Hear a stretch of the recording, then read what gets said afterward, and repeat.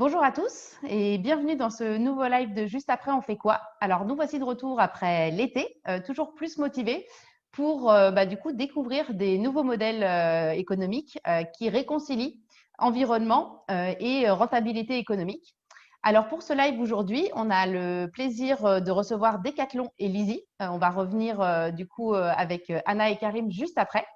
Pour ce nouveau live, j'ai la chance d'être accompagnée de Mélisse Carcassonne, ma copilote du jour. Bonjour Mélisse. Bonjour. Alors, je te laisse te présenter. Eh bien, bonjour à tous et à toutes. Alors moi, je suis ingénieure en économie circulaire. J'ai fondé il y a 3 ans maintenant EcoClean, avec laquelle j'accompagne les entreprises individuellement et collectivement vers un modèle plus vertueux, à la fois circulaire, local et inclusif. L'idée, c'est vraiment de mettre en place des actions concrètes pour améliorer la gestion globale des déchets et des ressources. Et mon rôle aujourd'hui, c'est de vous faire remonter, faire remonter à nos intervenants toutes les questions que vous avez à poser. Au fur et à mesure, si possible, ou à la fin, si jamais on n'a pas réussi à poser vos questions à temps. Et comment est-ce que vous pouvez faire ça? Eh bien, il y a une petite bulle questions-réponses tout en bas de l'écran sur lequel vous pouvez cliquer et poser vos questions. Donc effectivement, on maintient pour l'instant cet événement en live pour que vous puissiez interagir avec nos intervenants du jour. Donc aujourd'hui, on a le plaisir de recevoir Karim Zamesiati. Bonjour Karim. Bonjour à tous et à toutes. Alors, qui es-tu Karim? Eh bien, écoute, je suis un garçon qui Le seul travaille d'ailleurs. chez Decathlon. Ouais, grosse. Non, voilà, j'ai le rôle aujourd'hui dans l'entreprise d'être chef de produit sur un périmètre qui sont les chaussures de trekking. Et j'ai aussi la chance de porter un projet sur la location d'équipements de trekking, et qui est le sujet un petit peu aujourd'hui. Merci Karim. Et puis avec nous, on a aussi Anna Vallès de la société Lizzie. Bonjour Anna. Salut, salut. Alors dis-nous, toi aussi, qui es-tu, Anna? Alors, je suis une fille aussi, mais alors oui, je suis une fille entrepreneur, ce qui est de moins en moins rare, mais ce qui arrive de plus en plus souvent, heureusement. Petite parenthèse. Oui, moi je suis cofondatrice de l'entreprise Lizzie. Et Lizzie, on propose en marque blanche une solution de location pour les grandes marques de retail en Europe, c'est-à-dire que ces marques nous confient leur matériel et on les aide à mettre ce matériel en location à tous les consommateurs, leurs propres consommateurs. Voilà. Donc, on pousse la location pour que ça devienne un business model de demain et même déjà d'aujourd'hui avec Decathlon. Voilà. Merci Anna. Donc du coup, on va creuser ce sujet-là effectivement aujourd'hui. On parle de location, certaines personnes parlent d'économie de la fonctionnalité. Voilà, c'est les thématiques qui nous intéressent. Ce qui nous intéressait dans l'expérimentation qu'on va voir là, c'est qu'il y a des choses déjà de réaliser, des choses concrètes sur lesquelles on va revenir. Alors juste avant de lancer du coup ce live, je mets fin au sondage et je regarde un petit peu où vous en êtes. Alors l'état d'esprit, on voit qu'en tout cas, tout le monde est bien rentré. Le côté vacances, a priori, est déjà loin. On a différents profils de personnes, mais on a pas mal de consultants avec nous. Et puis, on a la moitié qui ne savait pas que Forclaz proposait du matériel de trekking à la location, la moitié qui savait, et il y en a 12% qui ont déjà loué. Donc, on a quelques utilisateurs déjà. Alors, peut-être pour lancer le live, Karim, je me tourne vers toi. Je voudrais comprendre dans un premier temps, qu'est-ce qui a poussé Decathlon, qui est une marque que tout le monde connaît, mais qui a un modèle assez mature, on va dire, de distribution de produits de sport en France et dans le monde d'ailleurs. Qu'est-ce qui vous a poussé à aller tester cette expérimentation autour de la location pour la marque Forclaz et le matériel de trekking? Mais écoute, il y a plusieurs réponses et il y a plusieurs raisons. Après, je ne sais pas si je pourrais toutes les passer en revue. En tout cas, celles qui me viennent les plus simples à l'esprit, c'est déjà le résultat en fait d'un travail un petit peu qui est plutôt très local, de savoir un petit peu quels étaient les acteurs locaux avec qui on travaillait, quels étaient notre impact qu'on pouvait avoir aussi sur, je dirais, la communauté, le bâtiment, tout ce qui était aspect énergétique, éco, tout ce qui pouvait faire qu'en fait, quelle était en gros notre empreinte qu'on avait un petit peu locale. ça part un peu de cette grosse réflexion-là, où on a réussi aussi à avoir plein de feedbacks sur les acteurs, mais également des feedbacks aussi de nos clients et de nos sportifs qui, jusqu'à maintenant, consomment nos produits toujours de la même manière, c'est-à-dire à travers la possession. Mais on commençait déjà à avoir des feedbacks de pas mal de nos sportifs qui sont déjà, je dirais, fans un peu de Décathlon, entre guillemets, c'est-à-dire qu'on accompagne depuis des années et qui, eux, avaient déjà envie de se dire, mais vous savez qu'on pourrait consommer les produits différemment parce que posséder aujourd'hui, ce n'est pas l'unique solution. On aimerait pouvoir posséder du moins vraiment la fonctionnalité de ce produit-là à différents moments dans l'année et pas forcément acheter les produits et les stocker dans le garage. Donc ça, c'est une vraie réalité et c'est un vrai besoin sur lequel nos clients nous attendent. L'autre qui me vient aussi à l'esprit, c'est complètement, je dirais, en lien direct avec la création de la marque Forclaz, qui est vraiment basée sur la durabilité de nos produits, sur la résistance, sur aussi la réparabilité. Et on se rend compte que donc l'éco-conception, c'est vraiment le terme qu'on utilise nous, je dirais, au sein de la conception, c'est-à-dire quand on joue sur tous ces leviers-là, en fait, on s'aperçoit qu'au bout d'un moment, on arrive à un palier, en fait. On arrive à un seuil, en fait, ou à un plafond. Alors, je fais un peu des punchlines, mais en gros, c'est le plafond vert et pas le plafond de verre. Mais quand tu conçois un produit, au bout d'un moment, tu arrives au fait, à ta réflexion de te dire le meilleur des produits qui consomment le moins, c'est celui qui n'existe pas. Mais en fait, ce n'est pas une réponse parce qu'il y a plein de sports en fait, où on ne peut pas pratiquer sans avoir un minimum d'équipement. Et donc, ce qui veut dire que rapidement, on s'aperçoit que quand on met tous les efforts, c'est-à-dire des composants qui sont biosourcés, qu'on met de la réparabilité, qu'on met peut-être du recyclage, on arrive à un moment donné à des seuils. Et donc, à ce seuil, je disais le plafond vert, il faut qu'on trouve d'autres moyens, d'autres relais qui font que ça ne sera pas toujours une croissance quantité. Il faut qu'on trouve des relais qui font que l'allocation, un des moyens, c'est de continuer en fait à réduire notre impact. Ça ne veut pas dire qu'on gomme tous les efforts qu'on a fait avant, mais on additionne en fait un nouveau levier qui va nous permettre de réduire ces impacts et d'être conscient qu'on va pouvoir réduire nos émissions de CO2 et de vraiment se rapprocher de notre engagement par rapport au climat que Decathlon a signé il y a très peu de temps. Donc voilà, ça s'inscrit vraiment pour ça. Et évidemment, chez Forclaz, tous les gens sont plutôt extrêmement motivés et je pense que je suis le moins militant de tous. Et ça, je pense que c'est aussi un des facteurs qu'il ne faut pas négliger, qui fait que, voilà, pourquoi Forclaz y va parce qu'il y a des équipes qui sont à fond et la location, pour plein d'éléments, c'est virtueux et on a envie d'exploiter ce levier-là et on est convaincu que ça a beaucoup d'avenir. Alors justement, j'avais envie de te poser cette question une fois que les clients ont dit ça, ok, en fait, il y a plein de boîtes aujourd'hui qui ont des retours d'attente clients, mais qui ne savent pas forcément les intégrer et les transformer en une offre derrière. Comment ça s'est passé pour vous entre cette remontée et la mise en œuvre concrète? Et je pense que ça intéressera les personnes qui nous écoutent, puisque l'idée, c'est justement de leur donner des clés pour elles aussi faire bouger les lignes dans leur entreprise. Alors, c'est évidemment une super question parce que c'est souvent là où ça s'arrête. C'est-à-dire, on a les feedbacks, on fait des beaux PowerPoint ou des slides maintenant ou du Drive. Bref, on présente beaucoup de choses et c'est difficile à concrétiser. Et je dirais d'autant plus quand on est dans une grosse entreprise, et c'est le cas de Decathlon quand même.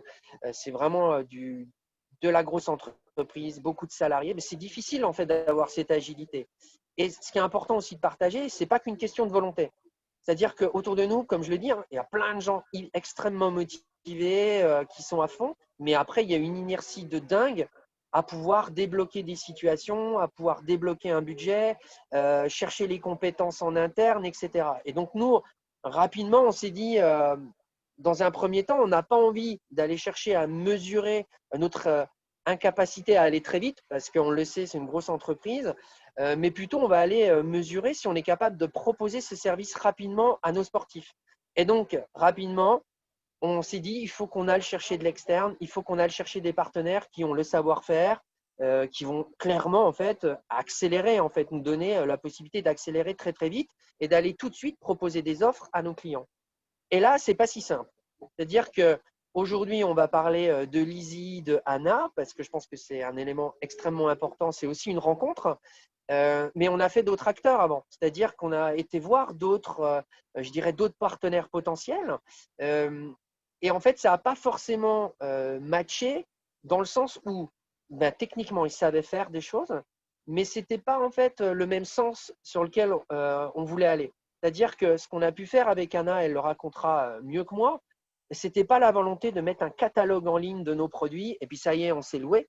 C'était vraiment de se pencher sur l'expérience utilisateur et en quoi la location était un des moyens pour rendre l'expérience de nos sportifs encore plus belle.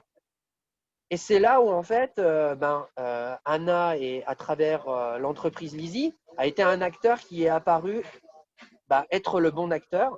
Et là encore, je fais un petit coucou à Jean-Seb Tronchon, s'il voit la vidéo. C'est grâce à lui qui a identifié ce partenaire et qui nous a permis à nous, avec Jean-Seb, de porter le projet, d'aller vite et d'être tout de suite… ça a matché parce qu'on avait envie d'améliorer l'expérience de nos utilisateurs et la location, c'est ce qu'on voulait là essayer de tester. Et Karim, du coup, je vais passer tout de suite la main à Anna parce qu'on a envie de comprendre du coup ce que Lizzy vous a apporté. Mais peut-être juste avant, quand tu dis aller vite, ça veut dire en combien de temps concrètement vous avez pu mettre ça en place? Ouais, tu as raison. L'idée, c'était d'aller, quand je dis vite, c'est 6-7 mois, peut-être à peine plus, tu vois, en se disant que dans les 6-7 mois, il y avait déjà aussi le test qui était inclus. Okay. C'est-à-dire, au moment où on a pris la réflexion de se dire, on va y aller, et Jean-Seb l'a émis un petit peu comme un appel à projet, quoi. Il l'avait fait, je ne sais pas si vous le connaissez, mais il avait fait une petite vidéo pour dire, voilà, si on a envie de changer les choses, c'est ce projet-là qu'il faut y aller. Est-ce qu'il y a une marque qui veut y aller? Et chez nous, ça a fait plutôt écho.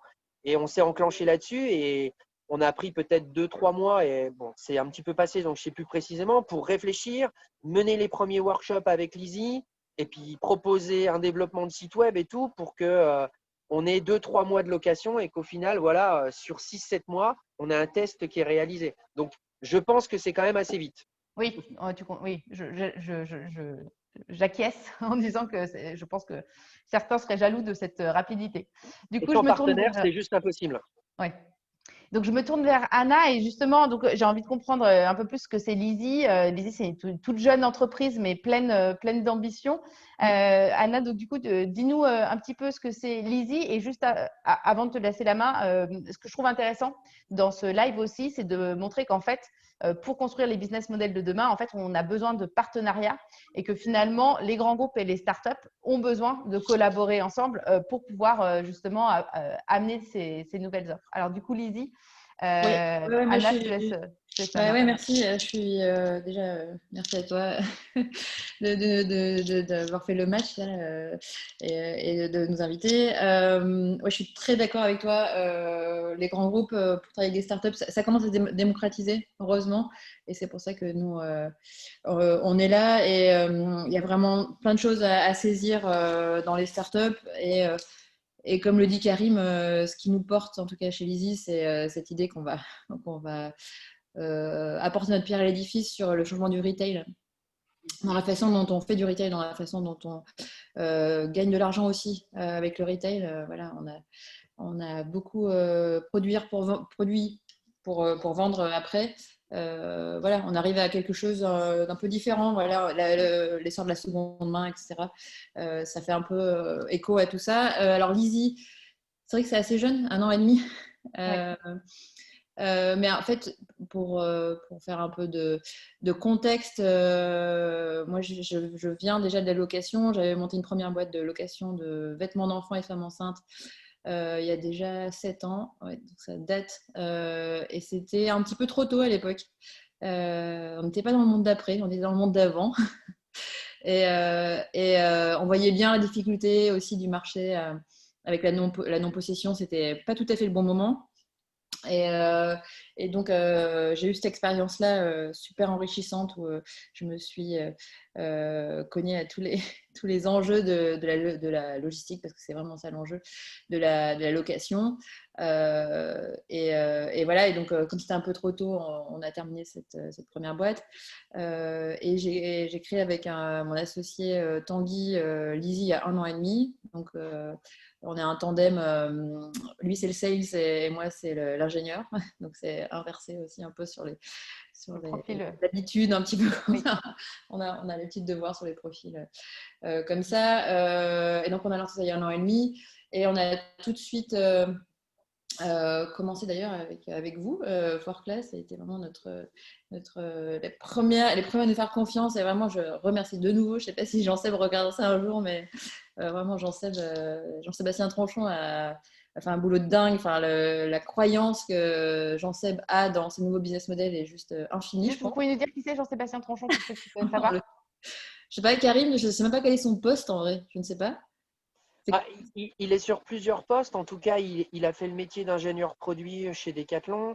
Et aujourd'hui, il est vraiment toujours animé par ces thématiques sur le développement durable, au point où il travaille sur tout ce qui est récupération des produits, recyclage, et travailler vraiment une filière où en fait, on va pouvoir, si on récupère nos produits sportifs, eh ben, qu'on puisse les désassembler et qu'on puisse en faire quelque chose. Parce qu'aujourd'hui, en fait, les filières de désassemblage sur les produits sportifs n'existent pas. Alors, on en a sur les téléphones portables, on en a sur d'autres appareils, mais en tout cas, dans les produits sportifs, ça n'existe pas. Et Jean-Seb, il n'est plutôt pas à attendre les bras ballants et croisés, il est plutôt à se dire, on va la faire, cette filière-là. Et donc, je ne vous en dirai pas plus sur le projet, mais ça touche un petit peu ça, je crois. Ouais, et du coup, c'est un petit peu lié à ce que nous, on veut faire aussi chez Lizzie, mais je parlais de la genèse là, avec Forclaz. Et chez Lizzie, on lance les marques vraiment de A à Z, comme l'a dit Karim, sur l'expérience. On va vraiment, dans un premier temps, aller voir s'il y a une appétence, si le marché est là, qu'est-ce qu'on fait, comment est-ce qu'on communique avec les locataires, même si les loueurs ou locataires, même si les loueurs sont là, ils n'ont pas tous les mêmes attentes, ils ne veulent pas tous la même façon ils n'ont pas tous la même façon de louer, etc. Et donc, on travaille vraiment super proche avec les marques pour lancer des fronts super vite. Alors, à l'époque, c'était 6-7 mois. Et maintenant, on met 1 mois et demi à lancer les marques. Ça va hyper vite. Mais oui, alors, il s'est passé des trucs cet été. Donc, on est vraiment une start-up, évidemment. On va de plus en plus vite. Pourquoi? Parce que ce qu'on a envie, c'est d'être sur le marché le plus vite possible. Parce que ce qui nous intéresse, c'est évidemment de commencer à envoyer les premiers produits aux clients, voir ce qui se passe dans l'utilisation, dans le circuit de livraison, voir où sont les points de friction sur la livraison, sur le retour. Enfin, on peut vraiment imaginer qu'il y a des gros points de friction sur la livraison, sur la logistique de remise à neuf, etc. Donc, on travaille on a notre propre entrepôt en fait dans le nord de la France, à Dourges, où on expérimente les différentes façons de faire du refurbishing, de remettre à neuf, d'envoyer au bon moment pour que ça arrive au bon moment.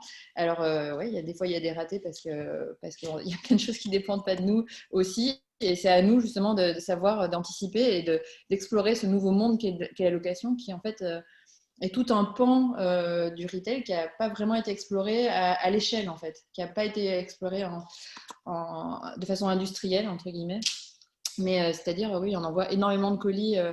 Cet été, ça a été un carton plein pour Forclaz et Quechua, donc les 2 marques qui sont à Passy. Ouais. Tout le monde avait envie d'aller faire du camping, comme par hasard. Bizarrement. Comme par hasard, après le 21 juin. Voilà. Donc vraiment, on a vraiment eu ce pic du 21 juin quand le président a parlé. Tout le monde s'est rué sur la location. Mais donc voilà, on a vraiment développé une façon industrielle de faire de la location et on développe en fait un logiciel, c'est vraiment le cœur de Lizzie. En plus d'accompagner les marques sur l'acquisition client, on a développé un logiciel qui permet d'améliorer l'expérience de location. Plus on fait de location et plus on envoie des colis et plus on apprend et plus le circuit et toute la chaîne de valeur se fluidifie en fait. C'est ça qui se passe parce qu'il faut vraiment comprendre qu'on est sur un truc complètement nouveau. C'est-à-dire qu'on ouvre des routes, même avec les transporteurs, on ouvre des routes, le circuit retour et pas quelque chose qui est encore très courant pour les transporteurs.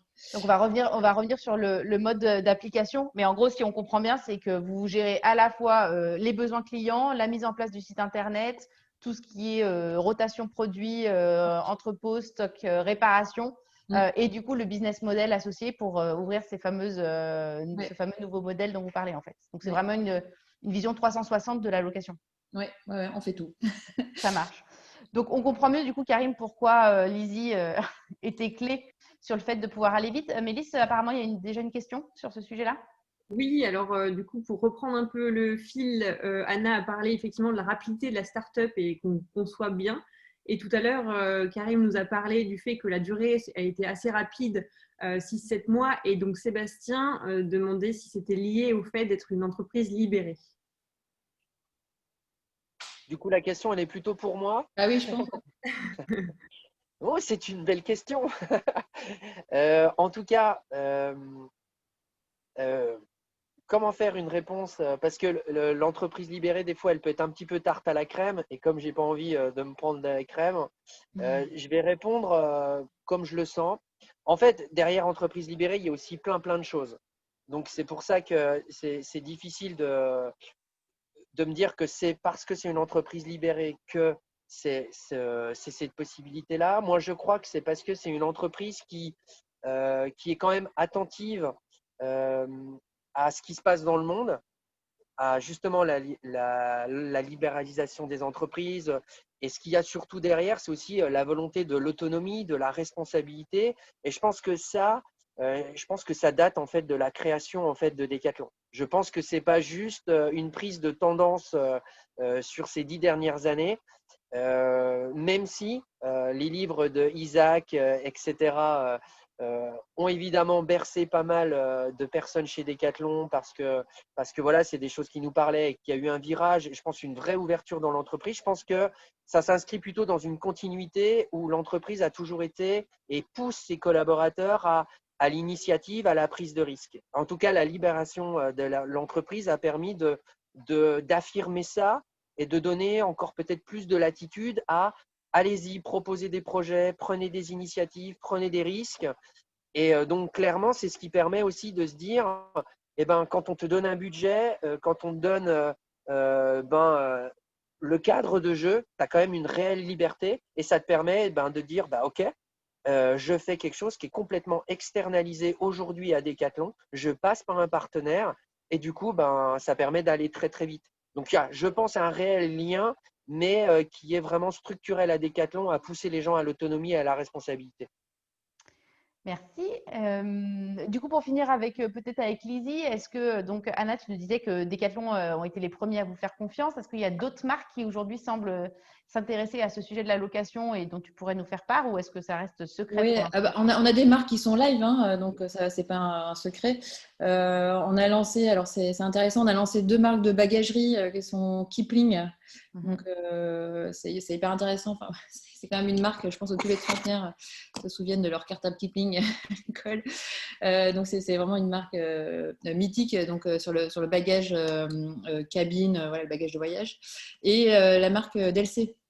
Aussi qui est un peu plus luxe. Là, malheureusement, il s'est passé ce qui s'est passé. Donc, les avions sont cloués au sol. Donc, là, évidemment, on n'a pas, j'ai pas de nouvelles formidables à vous donner sur la location de bagages. Parce que ça a un peu stoppé pour l'instant. Mais on avait eu des très bons signaux avant le Covid. Que voilà, il y a une demande pour la valise, ce qui est assez intéressant. Hein. C'est-à-dire qu'il y a vraiment des gens qui sont prêts à se dire j'ai envie d'utiliser plutôt que de payer, de posséder et de garder chez moi. Donc vraiment qui voient la valeur d'usage plutôt que la valeur de possession. Donc ça, c'est quand même la bonne nouvelle. On a lancé Galeries Lafayette. Donc on a lancé, c'est une de mes offres préférées parce que c'est la location de sacs à main plutôt très haut de gamme. Et donc, on paye au mois et on reçoit un sac à main tous les 3 mois. Et à la fin de l'année, pendant une année, donc, et à la fin de l'année, on peut choisir un sac à main qu'on garde chez soi. Et donc, c'est un mix entre la location, donc la non-possession et la possession. Donc, vous voyez, par aussi, voilà, on arrive à s'adapter. C'est ça qui est intéressant. Il y a plein de modèles différents pour aller vers la location et qui arrive. Là, il y a pas mal de belles marques qui arrivent, des marques de sport, des marques d'habillement. On a une marque espagnole avec qui on fait du vêtement aussi, qui est une marque éthique, SKFK. Pour ceux qui connaissent, ça c'est aussi très intéressant, c'est par abonnement. Et là, on a des grosses marques qu'on va lancer avant la fin de l'année, début de l'année prochaine, plus internationale, plus européenne. Et on voit vraiment bien qu'il y a un vrai attrait pour ce business model. c'est-à-dire que parler du business model de location n'est jamais un frein pour entrer en contact avec les marques. Elles sont vraiment ouvertes à la discussion et moi, je trouve que c'est un super signal pour la façon dont on va consommer là, dans les prochaines années, vu qu'on parle du monde d'après. Intéressant. Alors, du coup, pour rentrer dans le concret, je sais que vous avez du coup 2 saisons d'expérimentation. Alors, vous m'avez dit dans la préparation, c'est de petites saisons parce que l'année dernière, vous avez démarré, je crois, en juillet et puis cette année, il y a quand même eu le Covid qui a fait que vous n'avez pas démarré au printemps comme prévu. Mais malgré tout, vous avez quand même un petit retour d'expérience potentiellement. Qu'est-ce que ça vous dit du coup sur cette location de matériel Forclaz en version trekking? Karim, je ne sais pas, peut-être, ou Anna? Eh ben, je laisse Anna répondre à ça et je compléterai Ok. pour changer. Ouais, alors, ouais, nous, Forclaz, c'est un peu on aime vraiment bien bosser avec Forclaz. On adore le produit. Voilà, c'était vraiment une chouette expérimentation. Donc, on a commencé l'année dernière en juillet, c'est vraiment une petite saison. Hein. Donc, juillet, ça va à peu près jusqu'à octobre-novembre. Enfin, on comprend assez bien pourquoi. Et quoique, ça dure jusqu'à décembre pour les gens qui partaient à l'époque dans le désert. Donc, c'est assez intéressant. On a eu vraiment ce genre de profil-là. Et cette année, voilà, cette année, on a eu vraiment que cet été. Et là, ça continue. Les gens ont envie de partir en week-end encore plus qu'avant, je pense. Donc ça, c'est pour un peu poser le sujet sur la location. Et ce qui est très intéressant, c'est qu'on a assez vite remarqué que la location se faisait sur des profils, et Karim va le dire après, sur des profils de gens qui étaient soit accompagnés par des experts, donc des gens qui n'avaient pas envie de passer le pas sur du trekking pour raison de matériel. Ça, c'est super intéressant et je pense que Karim va développer ça après parce que c'est fort lié à la vision et puis à la motion de Decathlon. Donc ça, on l'a vraiment validé.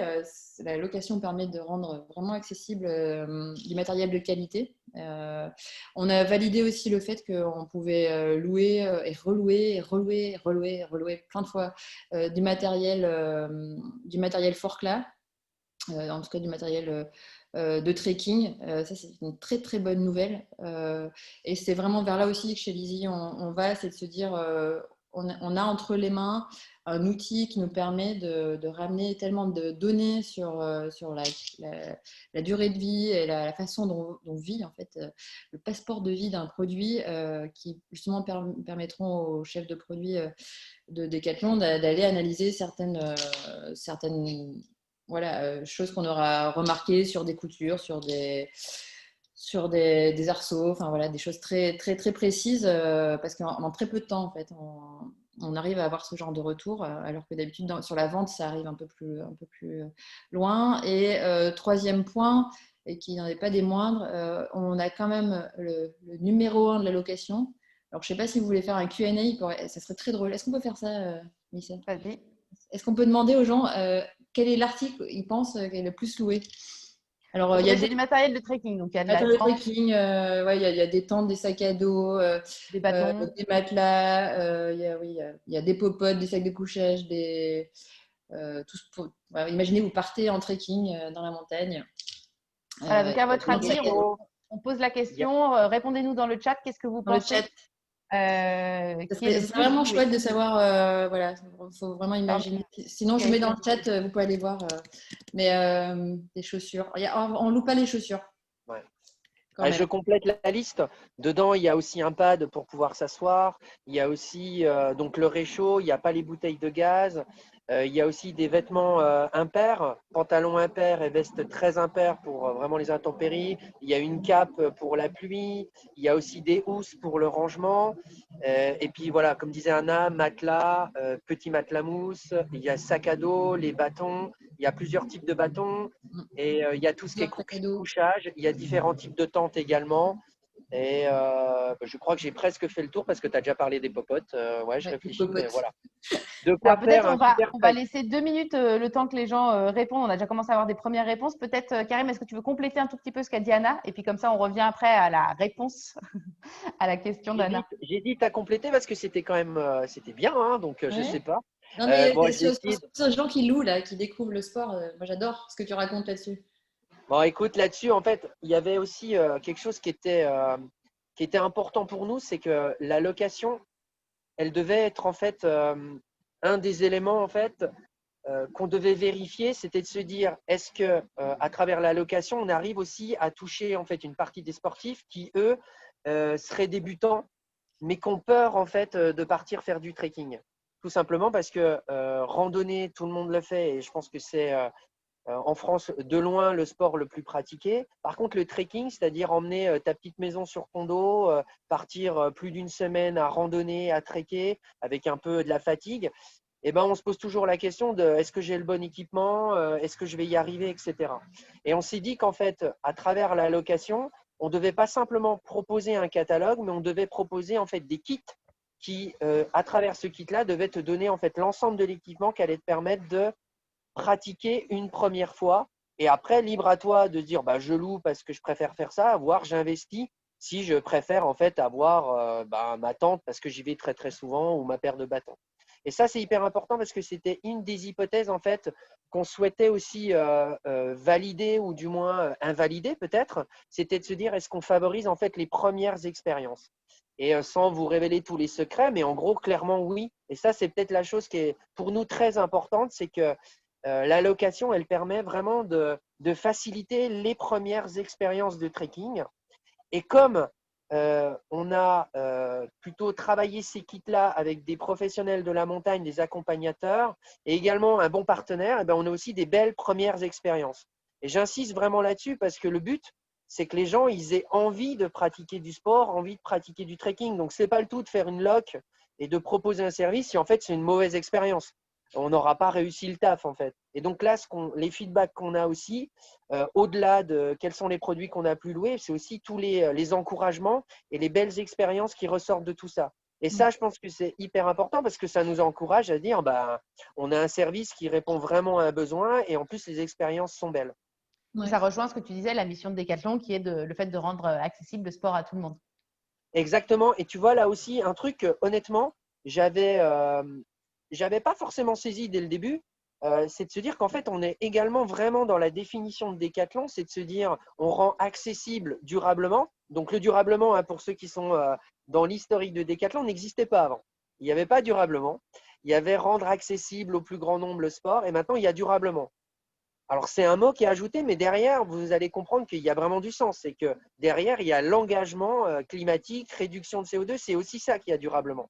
Et donc, c'est vraiment important parce que c'est vraiment la baseline, c'est vraiment ce qui nous anime. Et rendre accessible, eh bien, on s'aperçoit que la location, elle permet aussi de rendre même les produits les plus techniques accessibles en prix.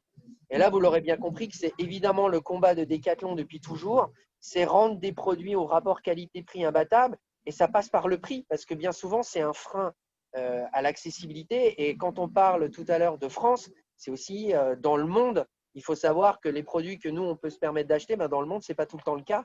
Et donc, le prix est aussi un véritable accès. Et quand on loue, on est capable en fait d'avoir des prix qui sont très, très qualitatifs, donc peut-être pas forcément réalisés dans des pays à bas coût. On peut peut-être réindustrialiser. Alors, on est sur un autre sujet beaucoup plus global. Mais comme on loue, on garantit toujours l'accessibilité par le prix.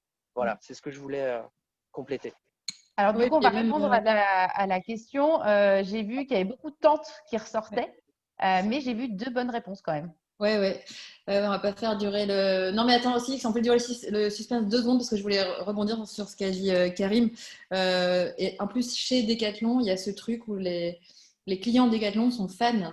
Donc, il y a vraiment tout un truc de fanitude chez Decathlon qui est assez intéressant. Et notamment, on a mis en location la tente Ultra Light, qui est une sorte de Graal pour aller faire du trekking. Enfin, moi, c'est ce que j'ai compris parce qu'avant, j'étais pas dans ce circuit-là. Mais voilà, et le fait qu'on la propose en location, c'est comme si Decathlon avait dit c'est vraiment le Graal de la tente pour aller faire du trekking. Et ben, tenez, essayez-la, quoi. C'est vraiment… oui, ça ne doit pas rester parce que c'est quand même 150 € la tente. C'est vrai que pour essayer… un week-end, c'est un peu cher. Et donc, moi, je trouve que j'aime bien l'idée, comme les gens sont fans, on leur rend bien leur fanitude. Enfin, je ne sais pas comment on dit, mais on leur rend bien. 150 €, c'est 150 € le coût si on l'achetait. On l'a acheté, oui. Voilà. Et là, elle est à 6 € par jour. Donc, c'est imbattable. Et donc, je trouve qu'il y a cet échange-là. Et je trouve que Decathlon est super légitime de se dire vous êtes fan, tenez, essayez-la. pour de vrai et dites-nous, quoi. Donc voilà, c'était juste pour compléter.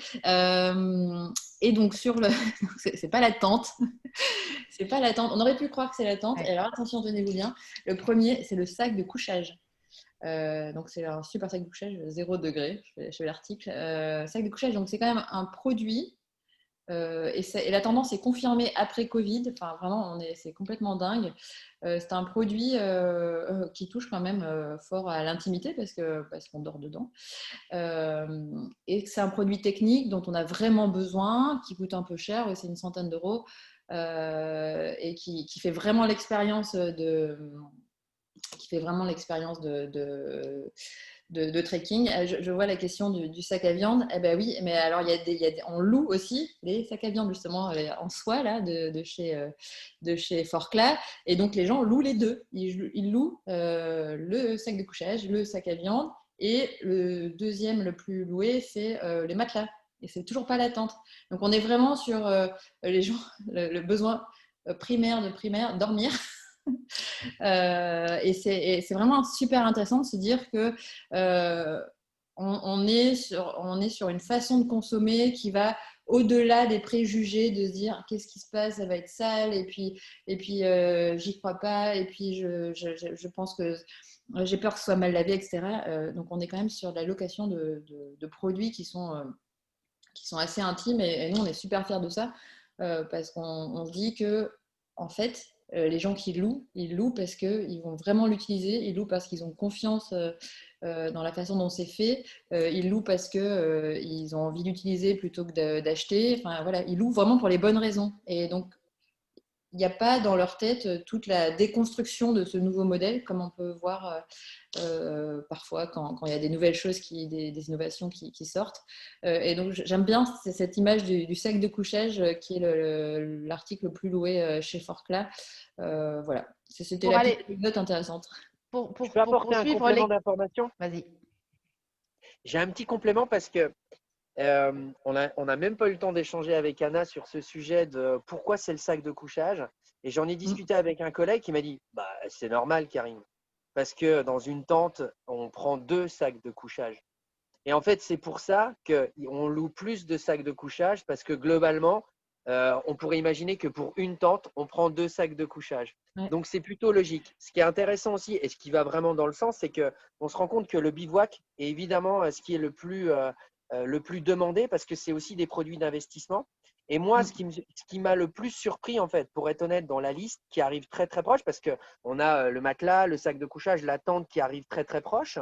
Et on a aussi, pour moi, ce qui était, j'aurais pas parié un centime, c'est l'oreiller, en fait.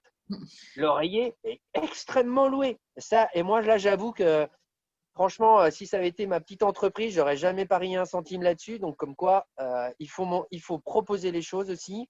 Et puis, les gens, ils adhèrent. Après, sur les sacs à viande, je pense aussi qu'il y a une partie des gens qui ont déjà des sacs à viande et qui ont déjà peut-être un sac de couchage. Mais là, peut-être que le 0 degré correspondait aussi peut-être à des nuits plus fraîches, etc. Ils avaient déjà le sac à viande. Donc, quand on commence à creuser un petit peu là-dedans, on trouve une certaine logique, en fait, dans certains produits, pourquoi ils sont alloués un petit peu plus que d'autres. Mais en tout cas, ce qui est juste génial, c'est qu'on se rend compte qu'on favorise les premières nuits de bivouac. Et pour nous, dans le trekking, c'est un point hyper important. C'est l'expérience au coin du feu, avec la guitare, les knackis. Et pour nous, c'est ça qu'on veut vivre. Et on est hyper content qu'il y ait plein de gens qui le fassent. Alors, on va essayer de rentrer un peu plus maintenant dans le fait de comprendre en quoi, du coup, ça permet de réduire l'impact et en quoi c'est rentable ou pas ce type de modèle. Juste avant ça, je vois qu'il y a des questions, donc je repasse la main à Mélisse. On ne t'entend pas, Mélisse. C'est tout bon. Exactement, 2 petites questions. Une première question qui est liée plutôt au contexte actuel, au vu des conditions sanitaires, etc. J'ai vu par exemple que vous louez des gourdes sur le site.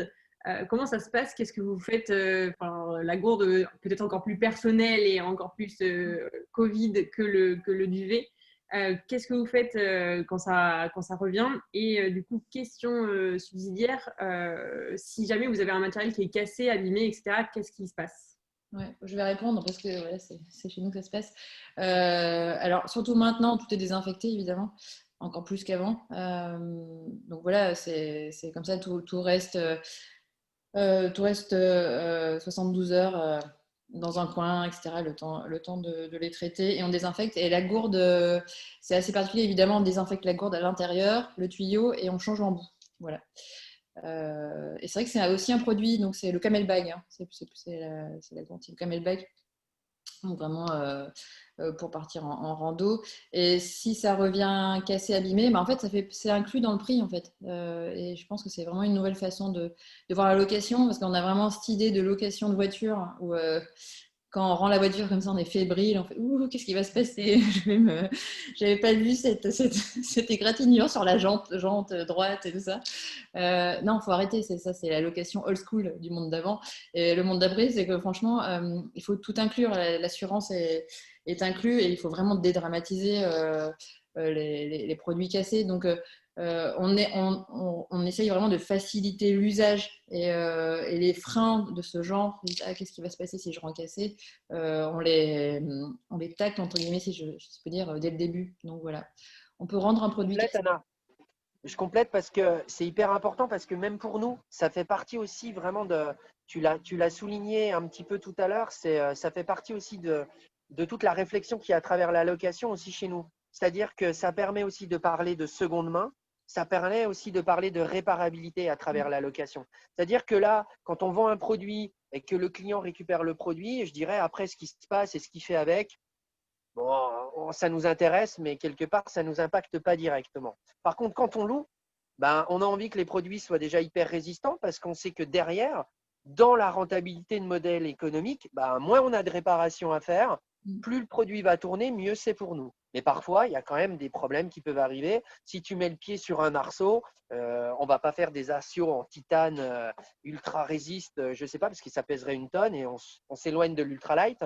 Par contre, on peut être amené à changer également ces arceaux. Et ben, aujourd'hui, comme dans l'entreprise, il y a vraiment une grosse politique de réparabilité qui est poussée, et ben, ça nous permet aussi d'avoir les pièces détachées et de travailler avec notre partenaire, avec Lizzie, et d'envoyer ces pièces détachées.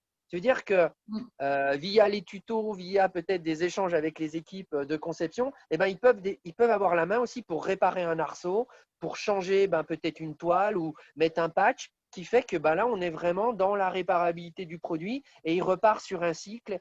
Et puis là, je pense qu'on répond vraiment à ce que doit être la location parce que là aussi, je ne l'ai pas précisé tout à l'heure, notre idée n'est surtout pas de louer des produits neufs. Sinon, ça n'a pas de sens. C'est bien de louer des produits et qu'ils tournent et qu'on soit capable de les entretenir pour qu'on ait un parc qui tourne. Et je pense que le sujet que tu disais tout à l'heure, Audrey, sur la rentabilité d'un modèle économique, je pense que ça en fait partie évidemment. Pour nous, c'est si les produits tournent beaucoup, qu'on n'a pas beaucoup besoin de les réparer et que quand on peut, on les répare, je pense que c'est des clés qui vont nous permettre de trouver la rentabilité sur ces modèles.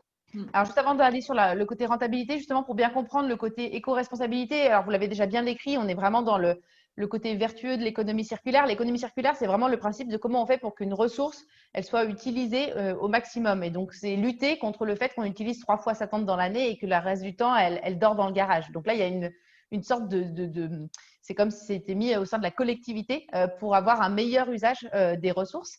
Et c'est aussi un engagement commun entre finalement le consommateur et le loueur, puisque comme ce n'est pas juste une logique de je récupère la propriété de l'objet, donc ensuite il me revient de le réparer, de le faire durer le plus longtemps possible. Là, il y a une forme de complicité quelque part dans cette durabilité, et donc ça engage aussi Decathlon dans cet exemple-là pour faire des produits qui soient les plus durables possibles. Anna, est-ce que tu peux nous donner un ou deux exemples de quel taux de rotation on peut imaginer sur des produits? Si on reprend l'exemple du sac de couchage dont on parlait tout à l'heure, sur les 2 saisons que vous avez, voilà, ça veut dire quoi en termes de rotation et de meilleure gestion de la ressource? Ouais. Alors, je ne vais pas trop donner de chiffres, évidemment, parce que c'est des chiffres qui appartiennent à Decathlon. Hein. Mais vraiment, c'est aussi pour ça qu'on existe, nous, Lizzie. C'est parce qu'on collecte vraiment beaucoup de données qui appartiennent à Decathlon et avec lesquelles ils vont pouvoir faire des produits. Enfin, exactement tout ce qu'a dit Karim avant, c'est notre leitmotiv.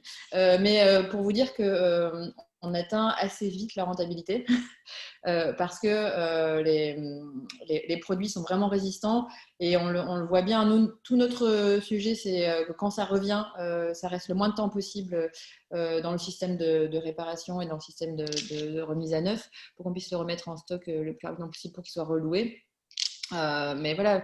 Enfin, juste, vous pouvez faire ça, vous pouvez faire les petits calculs en point de table que vous voulez, mais sur 2 saisons, typiquement le sac de couchage, les stocks sont très très bas tout le temps de la saison, des saisons où on fait du trekking, donc printemps jusqu'à l'automne. Et voilà, donc ça tourne vraiment beaucoup.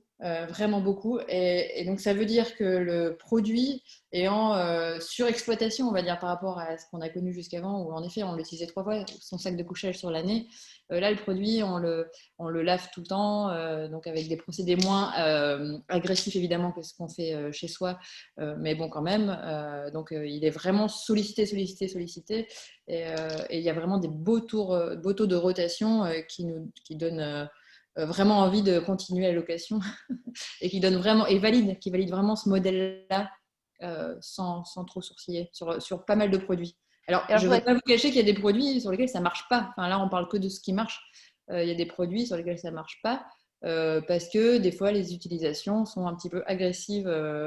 Voilà, il y a des trucs où on n'arrive pas forcément à réparer ou alors remettre à neuf un taux élevé qui nous permettrait d'atteindre la rentabilité. Mais dans ce cas-là, c'est une discussion qui se fait avec Forclaz, avec Karim. Et on se dit, est-ce qu'on le laisse, est-ce qu'on ne le laisse pas voilà. Et on le remplace par d'autres produits. Mais tout ça, on est vraiment en apprentissage, je le disais tout à l'heure en introduction. On rentre dans un nouveau modèle qu'on est en train de construire et on est au début. Ça va être énorme ce qui va se passer avec la location. Voilà. Et du coup, pour aller au bout du côté éco-responsable, donc on a parlé du fait de la rotation des produits, on a parlé du fait qu'ils se sont réparables. D'ailleurs, j'ai été marquée parce que tu nous disais dans la préparation que du coup, il y a des nouveaux métiers qui émergent du fait de cette réparabilité et qu'il y a une forme de valorisation de ces métiers chez vous pour des gens qui se disent, bah voilà, j'allonge la durée de vie des produits. Ouais. Et tu nous parlais aussi tout à l'heure, tu as commencé à nous parler de l'impact des transports. Et voilà, pour clôturer là-dessus, je voudrais juste qu'on puisse parler un tout petit peu de l'impact des transports et l'impact aussi des produits en fin de vie. Alors, vous êtes sur 2 saisons d'utilisation, donc j'imagine que la fin de vie, ce n'est pas forcément posé pour l'instant. Mais voilà, est-ce que vous avez déjà projeté des choses donc, sur ces 2 sujets, transport et fin de vie? Est-ce que alors, un transport, pour l'instant, on travaille avec des transporteurs qui sont super optimisés déjà dans leur façon de faire et on en voit principalement en point relais, donc sur le lieu de vacances. Là, vraiment, ça s'y prête vraiment très bien. Donc voilà, donc faut vraiment imaginer. Donc tous ces transporteurs ont déjà fait leur bilan carbone à eux et en effet, c'est quand même moins impactant d'envoyer en point relais que d'envoyer en domicile ou que de venir même chercher soi-même. Ça dépend des conditions, évidemment. Comme je sais qu'il y a beaucoup de consultants, je mets plein de guillemets, mais ça dépend des hypothèses, etc., qu'on pose en avant. Mais le fait de faire des allers-retours comme ça sur les produits, ça reste quand même moins impactant que de refabriquer le même nombre de produits s'il avait été vendu du coup X fois. Et ça peut vraiment chiffrer très, très vite parce que pour les produits en coton, l'impact par exemple, l'utilisation d'eau est complètement délirant. Pour les produits en polyester, à base de plastique, voilà, je pense que vous pouvez faire le calcul. Et donc, ça vaut vraiment la peine de réutiliser encore et encore malgré le transport plutôt que de refabriquer. Et puis, un peu loin en plus, tous ces produits-là qui sont loués. Voilà. Et pour, je sais plus, pour la fin de vie, mais je pense que je laisserai Karim compléter. En tout cas, on y a déjà pensé. Et ce qui est génial chez Decathlon, c'est qu'il y a déjà un beau canal de seconde main. Et c'est vraiment le canal qui va être privilégié, sachant que le produit aura déjà eu une grosse histoire. Donc voilà, ça sera une façon de tester comment est-ce qu'on fait pour expliquer que le produit a été en location et comment est-ce qu'on fait pour d'évaluer en fait cette location sur le prix et donc permettre à encore une autre catégorie de gens d'avoir accès à des produits super qualitatifs. Donc voilà. Donc oui, c'est assez vertueux. Mais Karim, si tu veux compléter là-dessus. Ouais, je veux bien compléter. Ce que je voulais dire en complément de ça, c'est de se dire chez Decathlon, en fait, le sujet de la seconde main et de la réparabilité, en fait, c'est des sujets qui ont déjà été lancés il y a quelques années. Et ce qui est vraiment cool aujourd'hui avec la location, c'est qu'on arrive aussi un petit peu à un alignement en gros des planètes, où en gros ces sujets de fond qui ont été lancés un petit peu de manière indépendante, commencent à former également un tout. Alors je ne vais pas rentrer dans la philosophie de comptoir. Mais en gros, je trouve que c'est vraiment cool parce qu'aujourd'hui, dans un réseau comme Decathlon, on est capable de louer des produits, on est capable de réparer parce qu'en fait, il y a des équipes qui l'ont déjà travaillé il y a plusieurs années et qui ont déjà alimenté avec des pièces pour réparer. Mais il y a aussi la seconde main qui est travaillée dans notre réseau. Et ça, c'est génial parce que ça veut dire qu'un produit, parfois, qui était ramené en magasin, qui était, voilà, je l'ai pris, en fait, il ne me convient pas, j'ai marché 2 fois avec, je le ramène. Si je prenais une chaussure, bon, même si on ne loue pas de chaussure, mais on pourrait l'imaginer demain, il la ramène. Nous, on en fait quoi en fait de ce modèle? Et donc là, il y avait 2 possibilités. Soit on le donnait à une association, ce qui est encore fait pour plein de choses qui est lancé par Decathlon qui n'est pas communiqué. Mais on peut également aussi imaginer que ce produit-là, peut-être qu'en fait, il a une vie aussi maintenant en location. Et on voit que même la seconde main qui est toujours imaginée qu'enfin, on peut l'imaginer dans notre réseau également en début. Évidemment, il faut qu'il réponde à nos critères, je dirais, de promesse. Est-ce qu'il est toujours suffisamment exploitable ou est-ce qu'il est foutu parce que, etc. Là, dans ce cas-là, il va plutôt aller sur la fin de vie qui pourrait être le désassemblage si on était capable de le faire. Et malheureusement, beaucoup de produits sont sur l'incinération. Ce n'est pas que Decathlon, je crois que c'est l'ensemble des produits. Et donc là, on se rend compte qu'aujourd'hui, on va être capable de se dire que la seconde main, elle va pouvoir être exploitée également à travers la location et elle va pouvoir aussi offrir encore peut-être, comme disait Anna, une autre accessibilité encore plus grande à certaines personnes qui ne pourraient pas le faire. Mais ça ne sera pas le cas tout le temps parce que je pense qu'il y aura des produits qu'on auront tournés un certain nombre de fois et il faudra qu'on se pose la question, est-ce que sa fin de vie, c'est de la seconde main ou est-ce qu'en fait, c'est du désassemblage ou est-ce qu'en fait, c'est du don ou est-ce qu'en fait, c'est quelque chose que je ne connais pas encore? Et ça, je trouve que ça devient hyper intéressant parce qu'on a un modèle. Et en fait, on n'a pas un modèle, on a plein de modèles qui vont pouvoir s'additionner, en faire un modèle économique incroyable et un peu plus respectueux de la planète, si je peux dire comme ça un peu grossièrement. Ça rejoint mes propres convictions qui sont qu'il ne faut pas forcément opposer les modèles. Et là, on voit bien que la vocation de Decathlon, ce n'est pas de, in fine, faire que de la location, mais c'est de faire préexister plusieurs modèles qui répondent à des besoins différents, à des profils clients différents, mais qui du coup amènent à un modèle vertueux dans tous les cas par rapport à la gestion des produits. Tu as tout dit, Audrey. Je rebondis juste dessus. Je prends toujours mon exemple de la chaussure. Aujourd'hui, on n'en loue pas pour plein de raisons, des pointures, trop de pointures, hyper dur à gérer. Enfin bref, c'est peut-être d'autres freins que la raison peut-être que demain, on va louer des chaussures et je le souhaite en tout cas. Si je prenais des chaussures d'Alpi, je pense que ça a vachement de sens de louer ta chaussure d'Alpi pour aller faire le Mont Blanc que d'en acheter une paire. Je ne sais pas. Je vais peut-être me mettre à dos du monde de chez nous, mais ce n'est pas grave. Au fond de moi, je le pense un petit peu. Et ce qu'il y a de sûr, c'est que celui qui pratique tout le temps de l'Alpi, je ne suis pas sûr qu'il a intérêt à louer sa chaussure tous les 2 jours pour faire sa pratique. Parce qu'en fait, là, le service, il devient beaucoup moins intéressant si tu dois à chaque fois attendre, aller en point relais chercher ta chaussure, alors que tu en as besoin. Parfois, tu décides du jour pour le lendemain. S'il y a une fenêtre météo qui le permet, non, attends, je ne peux pas y aller parce que je n'ai pas loué ma chaussure. Je pense que ça marche et des fois, ça ne marche pas. Et donc, on se rend bien compte qu'en fait, les 2 modèles doivent forcément coexister. Parce qu'en fait, ça répond réellement à un besoin. Je pense que sa chaussure, s'il pratique souvent, c'est plus pertinent, je pense, d'investir dedans que de louer plein de fois. Alors, Mélisse, il y a des questions apparemment?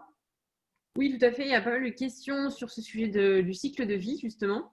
Je vais essayer donc de compiler un peu toutes les questions de Anne-Marie et Jean-Sébastien, justement sur l'analyse du cycle de vie. Du coup, il y a à la fois cette question du fait que finalement, comme les gens vont utiliser plusieurs fois le matériel, finalement, il va potentiellement s'user plus vite, donc peut-être avoir des vêtements abîmés, tachés, etc., troués, déchirés, qui ne sont pas forcément réparables derrière, ou en tout cas, justement, est-ce qu'il y a vraiment un modèle économique derrière et est-ce que c'est rentable de les réparer?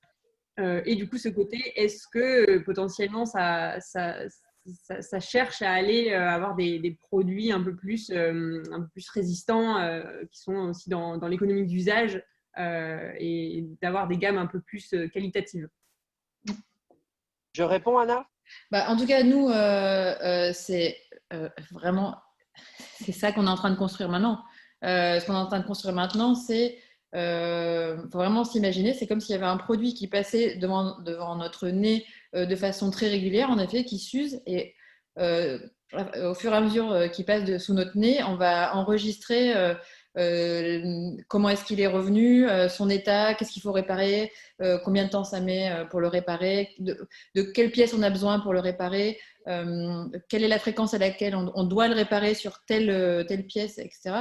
Et donc ça, mais c'est des données qui ont une valeur tellement grande pour les marques. Et c'est évidemment ça, c'est un module qu'on est en train de développer, qui est un module d'éco-design qui sortira l'année prochaine. Et c'est un module qui permettra de vraiment donner aux marques, selon des analyses qu'on aura fait sur leurs propres produits, des guidelines qu'on va travailler ensemble sur comment est-ce qu'on fait pour rendre ce produit encore plus résistant et pour qu'en effet, il se casse de moins en moins souvent à cet endroit-là.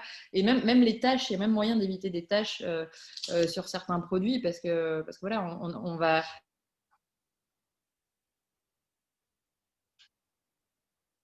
Ah, ça a coupé apparemment. Ouais, ça a coupé. Bah, du coup, je rebondis Vas-y, dessus. rebondis, ouais. Des découvertes qui sont assez intéressantes et qui sont que pour la location. C'est drôle. Écoute, Anna, ça a coupé, du coup, on n'a pas entendu la dernière minute. Ah mince, bon. Est-ce que tu peux nous dire qu'est-ce qui est drôle Ce qui est drôle, c'est qu'on a découvert des choses qui sont vraiment spécifiques à la location. Et je parlais des tâches. Jamais on aurait pu savoir qu'il y avait des tâches qui étaient toujours au même endroit. Et notamment, il y avait des tâches de cigarettes là, sous les auvents des tentes qui sont tout le temps au même endroit. Voilà. Donc les gens fument toujours cachés du même côté de la tente. C'est complètement dingue. Voilà, on a des stats là-dessus. donc voilà, c'est vraiment super intéressant de savoir ça. Et plus on va louer, plus on va savoir ce genre de choses qu'on n'aurait pas forcément pu savoir à la vente. Et comme le dit Karim, ça va autant aider la personne qui va acheter un produit, qui va utiliser tout le temps, parce que ça va durer une bonne partie de sa vie, et c'est vraiment ça qui est vertueux aussi, que le modèle de location et le modèle de seconde main, parce qu'on va pouvoir le réutiliser super souvent. Voilà. Du coup, Karim, on te laisse compléter peut-être rapidement pour qu'on puisse aborder plutôt l'aspect économique et qu'on puisse prendre encore quelques questions derrière.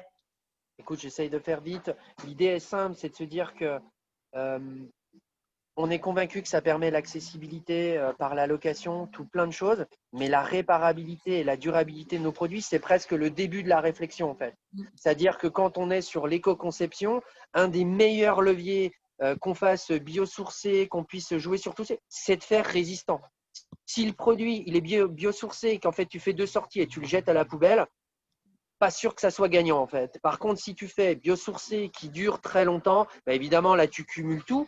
Mais à l'inverse, si tu fais pas biosourcé mais qu'en fait tu le garantis 10 ans ton produit ou 20 ans qu'il va marcher, bah je sais pas si c'est pas gagnant, tu vois également. Donc pour nous, la résistance, tout ce qu'on apprend sur nos produits qui vont nous permettre d'ajuster le tir, de rendre peut-être des fois un produit dans sa globalité, mais c'est un point qui n'est pas résistant et qui en fait un produit jetable. Et bien ça, c'est évidemment pas notre cible. Et de sursolliciter nos produits via la location, ben ça permet d'avoir vraiment un juge de paix qui est évident. On le fait tourner plein de fois, on identifie des zones de faiblesse. Et ben cette zone de faiblesse, et ben on l'améliore. Et des fois, c'est le produit qui va peut-être durer 2 ans de plus, rien qu'à ça.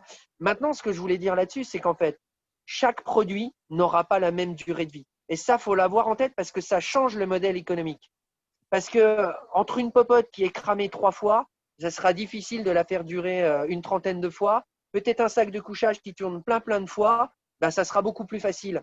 Et ce qui veut dire qu'en fait, on va devoir vraiment travailler avec nos partenaires, apprendre sur la data de la durée de vie de ces produits pour imaginer une fin qui sera propre à ce produit-là. Et peut-être qu'il faudra décider sur certains produits d'arrêter au bout de 3 rotations. Ce n'est pas l'objectif, mais peut-être ça sera une réalité sur les popotes, et d'imaginer sa fin de vie. Et sur d'autres, ça sera peut-être 30 rotations. Et ça, c'est vraiment intéressant. Ça veut dire que là, on apprend vraiment à chaque fois qu'on loue, on apprend. Et toute la qualité, la data que peut nous remonter l'Easy, c'est ça que demain, on sera très, très fort. Est-ce qu'il y avait d'autres questions sur le côté durée de vie, Mélisse, ou est-ce qu'on peut passer à l'aspect économique? On ne t'entend pas. Ah, ça y est. Oui. Je pense avoir fait le tour des questions. Si certains n'ont pas eu totalement leur réponse, ils peuvent remettre une question. Mais justement, il y a une très belle transition. C'est justement, est-ce que c'est rentable, par exemple, de garder les produits, de devoir les réparer à chaque fois et finalement d'avoir ce côté, voilà, c'est pas un truc qu'on achète neuf, pas cher et qu'on jette tout de suite. Est-ce que justement c'est rentable? Peut-être que Audrey, tu peux compléter cette question plutôt sur le côté économique, mais j'ai fini pour les questions sur le cycle de vie. Merci. Effectivement, en fait, je vais faire un clin d'œil à ce que Anna m'a dit en préparation en disant que finalement, il discutait beaucoup avec les directeurs financiers pour leur expliquer qu'en fait, on ne calcule pas du tout la marge de la même manière quand on livre des produits que quand on vend des produits. Donc, peut-être ça peut être une bonne transition, Anna, pour expliquer un peu comment se calcule cette rentabilité sur ces modèles-là. Alors, je vais peut-être en décevoir certains, mais vraiment, on n'arrive pas à une rentabilité immédiate. Donc, voilà, ça, c'est la grande nouvelle du business model de location. Donc, on est sur un temps un peu plus long et moi, j'aime bien cette idée que finalement, on n'est pas dans la course à la rentabilité. Donc, pour ceux qui avaient prévu de s'acheter une Ferrari après bah, voilà, c'est une Ferrari électrique, évidemment. Quoique, donc, c'est pas ça. On n'arrive pas à une rentabilité immédiate, évidemment, non. On n'est pas je vais produire le produit et hop, je vais pouvoir le rembourser entre guillemets et payer mes fournisseurs et payer les gens qui l'ont vendu, les vendeurs, le magasin, la lumière. Enfin voilà, vous savez comment ça marche la rentabilité. Donc on n'est évidemment pas là-dessus. Et oui, ce que je disais en préparation de ce workshop, c'est qu'en fait on a un peu déconstruire la façon dont on voit de la rentabilité. Parce qu'évidemment, j'achète un produit, je fais une marge, 30%, voilà, c'est très facile. Avec ces 30%, je paye toutes les charges, je fais un peu de bénéfices et puis tout va bien. Voilà, c'est très simple, c'est ce qu'on apprend en école de commerce. Seulement là, avec le business model de location, je produis mon produit, donc je l'achète dans une usine loin. Il vient, etc. Donc je paye tout ça, évidemment. Ça reste pareil pour le coup. Ça, c'est les mêmes structures de coûts. Sauf que là, à partir de là, on va commencer à payer de façon récurrente évidemment du transport, de la remise à neuf. Donc ça, il faut évidemment des personnes qui sont dans des entrepôts. Donc on imagine assez bien, il faut aussi les payer pour qu'ils puissent remettre à neuf. On paye du transport, on paye du packaging, on paye des sites web, on paye de la com, etc. Et en fait, c'est ça qu'on va enlever à la marge. Et la marge va se faire petit à petit en relouant encore et encore. Donc, il y a un moment, on va atteindre le seuil où on aura atteint le prix public de vente. Donc là, super, tout le monde est content. Et après, on aura payé enfin tout ce qu'on a dépensé pour le fabriquer. Après, on aura payé tout ce qu'on a dépensé pour le mettre en location. Et après, on va gagner en marge à chaque fois qu'on le loue. Et au final, le fait de le remettre à neuf s'efface par rapport au fait qu'on l'aura loué encore et encore et encore et encore une fois. Et donc, on augmente la marge de façon décorrélée au prix au coût qu'on aura investi au départ. Donc, c'est une marge qui se gagne dans le temps et ça, on ment pas du tout aux marques avec qui on travaille. C'est quelque chose on a en tête à peu près 2 ans full. Donc, il faut 2 ans de location pour commencer à faire des belles marges sur la location. Et ça prend du temps et je répète, on est encore en train d'apprendre et donc il y a des choses, ce que dit Karim sur les popotes, même pas sûr qu'on fasse une grosse marge à mon avis, mais on va compenser par justement les steaks de couchage. Donc, et c'est aussi, une petite parenthèse sur l'offre que propose Fort-Clair, c'est-à-dire qu'ils font le choix de la popote parce que ça va aussi avec l'expérience d'être autour du feu et de jouer de la guitare. Et donc toute l'intelligence est là et dans comment est-ce qu'on propose, quelle offre on propose et comment est-ce qu'on construit notre marge. Donc on va un peu perdre, mais ça les retailers le savent bien. On perd un peu de marge sur un produit, mais parce qu'il complète bien un autre produit qui va avoir une plus grande marge. Ça, c'est assez classique, mais voilà. Donc la rentabilité pour les business models de location se fait dans le temps et il y a un moment où on atteint ce palier où on rembourse, entre guillemets, on rembourse tous les investissements faits pour mettre en location et voilà. Et donc voilà. Donc c'est un modèle tout à fait rentable quand on a le temps et j'aime bien cette idée de slow retail. Écoute, on va rester avec cette idée de slow retail. En tout cas, du coup, je me tourne vers Karim parce que du coup, j'essayais de lui extorquer des informations pour savoir si c'était rentable ou pas pour Decathlon. Et ce que je trouve intéressant, Karim, c'est que tu disais, en fait, il faut aussi nous laisser du temps. Et c'est-à-dire que là, on est sur 2 saisons. Et c'est ce que tu disais tout à l'heure. Il faut qu'on voit quel est le taux de rotation des produits, qu'est-ce qu'on peut en faire derrière, la réparabilité pour pouvoir mesurer quel est le business model associé. Exactement. Et moi, ce que je me dis, tu vois, souvent cette question, après, est-ce que c'était bien là, c'est est-ce que c'est rentable? Vous l'avez là aujourd'hui comme question. Je vous rassure, hein, dès que on le présente en interne, c'est la question numéro 2 qui arrive. Et à chaque fois, je fais pas un pas de côté, mais j'ai du mal à répondre parce que moi, la réponse que j'ai envie de dire, c'est ce qu'il y a de sûr, c'est qu'aujourd'hui, il y a des gens qui vivent de la location en fait. Il y a des entreprises qui ne vivent que de la location. Ils louent des skis. Si ce n'était pas du tout rentable, je pense qu'ils ne le feraient pas du tout. Donc, je pense que si on prend vraiment et qu'on extrait la location toute seule, bah oui, forcément, c'est rentable. Sinon, il n'y aurait pas tant d'acteurs qui louent des skis quand on va faire nos vacances de ski et plein d'autres. Il y en a qui louent des vélos, etc. La complexité qu'il y a aujourd'hui, c'est de se dire, quand on a déjà un modèle existant qui n'est pas du tout basé sur la location et que tu veux le combiner en fait avec un modèle de location, c'est quand tu opposes les deux modèles entre eux que là, on se dit, ouais, mais lui, il est moins rentable que l'autre, etc. Et quand on en a un qui est un peu désynchronisé dans le temps, comme disait Anna, qu'on est sur du slow rentabilité, qu'elle arrive un petit peu, mais en fait, c'est juste qu'il faut qu'on apprenne à désapprendre ce que c'est. Et ce qu'on se rend compte rapidement, c'est qu'en fait, sur la location, il faut un petit peu de temps pour ce que disait Anna, les rotations. Et puis, il faut apprendre à entretenir un parc produit, en fait. Et c'est ce que font les parcs de ski, etc. Ils changent, ils renouvellent leurs skis tous les je ne sais pas combien d'années, etc. pour qu'ils tombent toujours dans ce point de pivot entre j'ai remboursé mes investissements, j'ai pris de la rentabilité pendant un temps, mais si j'attends trop, je vais devoir le jeter et je ne le revendrai pas derrière. Et ben nous, on est dans ces mêmes cas de figure. C'est-à-dire qu'il faut qu'on apprenne à connaître les rotations des produits, leur réparabilité, le coût de la réparabilité, parce qu'à un moment donné, le coût de réparabilité, peut-être qu'il va être trop élevé par rapport à on ferait mieux de le revendre en l'état et quelqu'un en fera une superbe utilisation. Et nous, en coût d'investissement de rentabilité, on n'aura pas à investir autant. Mais honnêtement, je pense que ces réponses-là, je ne les ai pas en fait. Et on va les apprendre au fur et à mesure. On a déjà des pistes. On sait qu'il faut au moins 2 à 3 ans pour pouvoir avoir une rentabilité et commencer à avoir un parc qui s'use peut-être un peu, etc.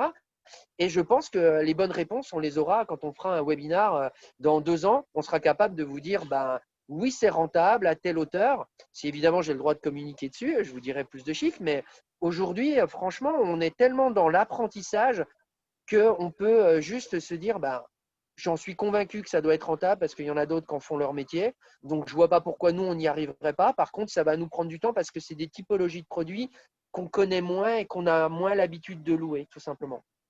Alors, effectivement, en fait, ce qui est intéressant, c'est de mixer la réponse de Karim avec celle d'Anna, évidemment, parce que du coup, ce qui nous intéresse dans Juste après on fait quoi, c'est comme je disais, de réconcilier la notion d'impact environnemental et de rentabilité économique pour montrer que les deux sont liés. Et donc là, je pense qu'on a bien compris en quoi le modèle était vertueux au niveau environnemental, qui vous donnait tout un tas d'informations, de data. Et d'ailleurs, Anna, tu disais, on n'aurait pas pu être Lizzie, on n'aurait pas pu exister il y a 15 ans parce qu'on a besoin, on est une boîte de data. Le fait que malgré tout, les perspectives sont bonnes pour peu qu'on se laisse un peu le temps de tester le modèle et de trouver sa rentabilité. Ouais. Du coup, ça m'amène à la dernière partie du live sur en quoi ça représente pour vous le modèle de demain. Voilà, qu'est-ce que vous auriez envie quelle perspective vous voyez par rapport à ça? Karim, je sais pas, Ok, ça marche. Au risque de répéter ce que j'ai déjà dit, moi j'y crois vraiment parce que honnêtement, je pense que ça offre une jolie expérience à nos utilisateurs, à nos sportifs. Et donc ça veut dire qu'on est dans le vrai. Et nous, on sait très bien que la mécanique qu'il y a derrière, elle est plus virtueuse pour la planète. Donc pour moi, dans le on fait quoi après, etc., on y va à fond en fait. On y va à fond, on pousse les lignes, on essaye d'embarquer le maximum de collaborateurs qui sont avec nous sur ce projet-là, de leur dire que maintenant sur vos sports, vos typologies de produits, est-ce que vous ne pouvez pas l'imaginer? Et sans dévoiler plein de choses, il y a des superbes idées qui arrivent sur des produits qui sont peut-être les moins chers qui est chez Decathlon. Ils imaginent la location sur ces produits-là. Et là, je pense qu'on est vraiment dans le juste et qu'on va être capable vraiment d'influer un changement dans l'entreprise qui est une très grosse entreprise. Donc pour moi, on y va à fond. Sur vraiment le côté Forclaz, on essaye toujours de connaître encore plus nos utilisateurs et comment ils ont envie de consommer en fait la location. Pour nous, c'est vraiment le point vraiment très important, clé, c'est que je veux surtout pas retomber dans un catalogue. Je veux savoir comment ils ont envie de louer. Est-ce qu'ils ont envie en fait d'avoir tous leurs produits au plus proche en fait de leur pratique sportive? Et Quechua a déjà lancé des initiatives en offrant la possibilité d'avoir ta tente sur ton camping qui arrive, des choses comme ça. Nous, on a besoin de comprendre en fait le parcours en fait de nos utilisateurs pour être sur leur chemin et leur permettre de leur faciliter la vie et de leur offrir encore plus d'accessibilité. Et ça passe par une simplicité de la pratique. Ce n'est pas juste le prix, c'est donner les bons conseils, donner le bon équipement, un service global. Et ça, je pense que vraiment, on s'inscrit dans cette continuité-là d'offrir une magnifique expérience. Il y aura la loc, mais il y aura aussi plein d'autres choses parce qu'on est vraiment sur le parcours de notre sportif. Si je prends Fort Class, c'est vraiment ça. On veut connaître où il va, ce qu'il fait pour pouvoir lui apporter la meilleure des valeurs, la plus belle des valeurs ajoutées à tout plein de rencontres, que ce soit sur son trajet, que ce soit sur sa préparation de son trip, de son trek. Et puis la fin aussi, que quand il a fini son trek, eh ben, qu'il ait envie juste de poster ses photos ou sur les réseaux sociaux, partager tout ça, mais que le reste, bah, c'est facile en fait. Il a déjà déposé, il sait que ça va être bien traité, que ça va être réparé, nettoyé et que quelqu'un d'autre va l'utiliser. Bah voilà, nous on s'inscrit vraiment là-dedans. Mais ça va prendre du temps parce que connaître ses utilisateurs, ça veut dire rentrer plein de points de contact avec eux, prendre des feedbacks, améliorer le service. Bah, c'est tout ça, quoi. Ça marche.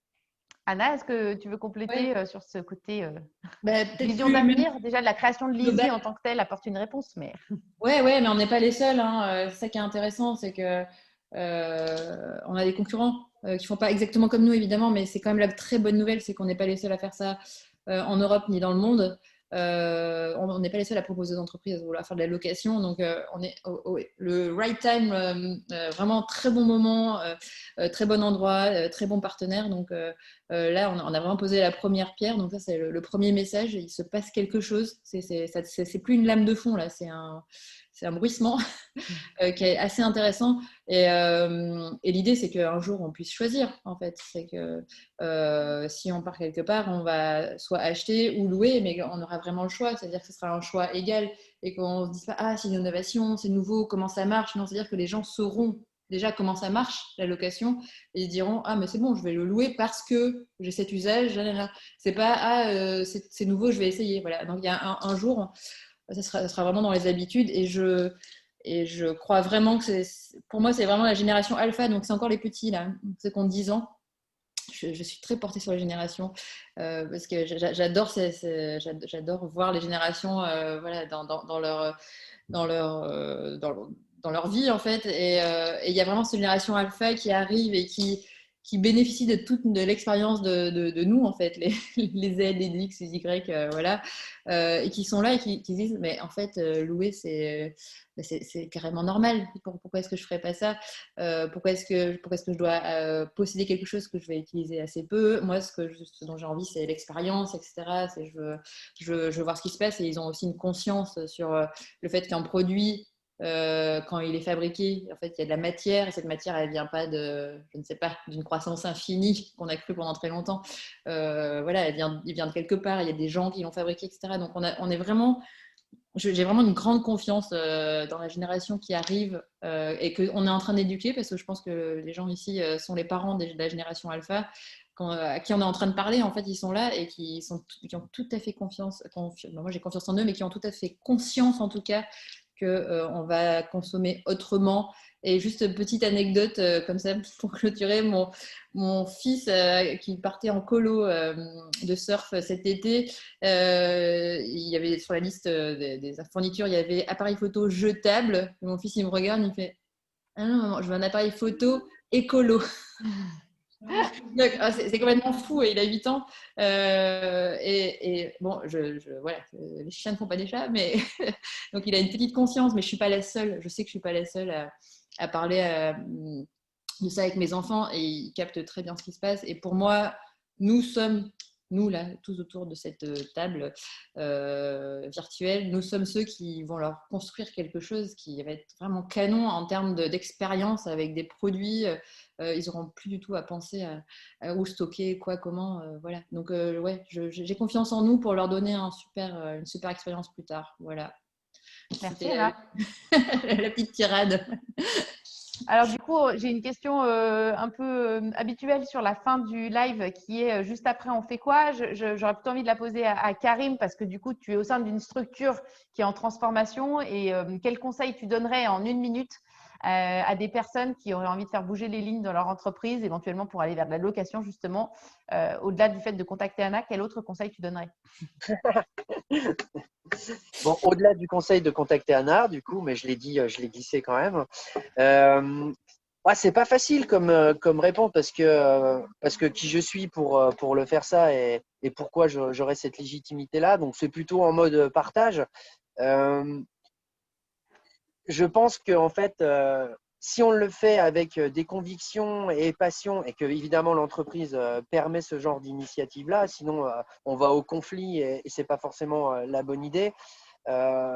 Si on y va avec des convictions et l'envie en fait de faire bouger les choses et d'avoir quelque chose qui dépasse un petit peu, je dirais, son périmètre ou son retour direct qu'on pourrait avoir à mener des projets comme ça, c'est-à-dire si l'histoire elle est vraiment belle, honnêtement, je pense qu'il y a plein de gens qui sont prêts à écouter et à aider.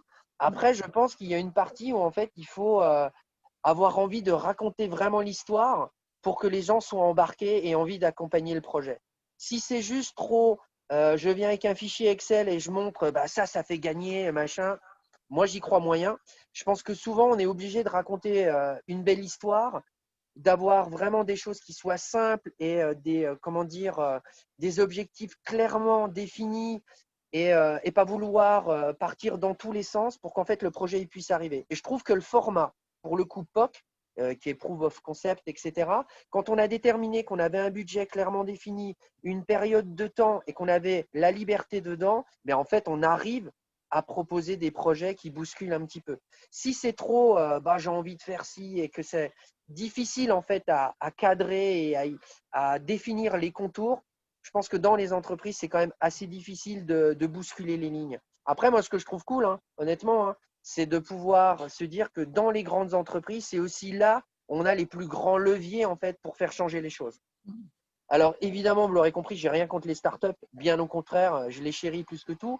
Mais je pense que parfois aussi avoir envie, et c'est ce que je pousserais tous les salariés à faire, de vouloir de faire changer les choses de l'intérieur, c'est souvent le plus gros levier qu'on a. Parce que quand on pousse les choses chez Decathlon, je pense que ça peut avoir une incidence en France. Mais comme tu l'as dit tout à l'heure, Audrey, on est également mondial. Donc je pense que ça fait bouger et peut-être que ça fait changer un peu les choses sur la planète. Merci Karim. Du Je vous en coup, prie. ce que je vous propose, c'est de ne pas prendre plus de 10 minutes max pour les quelques questions qu'on n'aurait pas pu poser. Mélisse, je te repasse la main. Ouais, je vais essayer du coup de compiler aussi les questions. J'ai des questions à propos du vraiment la notion, le curseur, où est-ce qu'on le place dans tout, entre l'achat et la location. Puisque par exemple, donc Jean-Sébastien se place plutôt, j'imagine, du côté Decathlon. Est-ce que vous, c'est un moyen de faire de la conquête de nouveaux clients et donc par la location, les attirer vers l'achat?